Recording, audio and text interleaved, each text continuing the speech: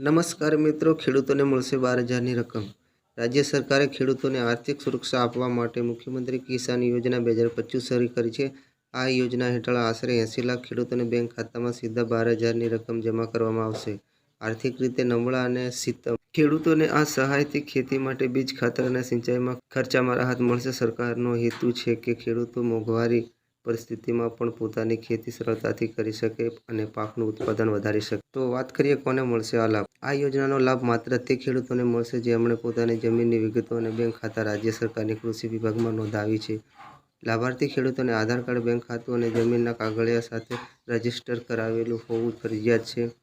ખાસ કરીને નાના અને સીતમ ખેડૂતોને આ યોજના હેઠળ વધુ પ્રાથમિકતા આપવામાં આવશે જેથી તેઓ સમયસર સહાય મેળવી શકે. પેમેન્ટ સ્ટેટસ કેવી રીતે તપાસવું?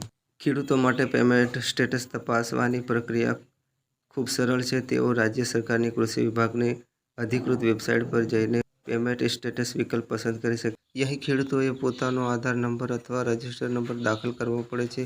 ત્યારબાદ સિસ્ટમ બતાવશે કે સહાયની રકમ તમારા બેંક ખાતામાં ટ્રાન્સફર થઈ છે કે હજુ પ્રોસેસિંગમાં છે. ઉપરાંત ખેડૂતો નજીક CSC સેન્ટર અથવા તાલુકા કક્ષાના કૃષિ કચેરીમાં જઈને પણ પેમેન્ટ સ્થિતિ તપાસી શકે છે.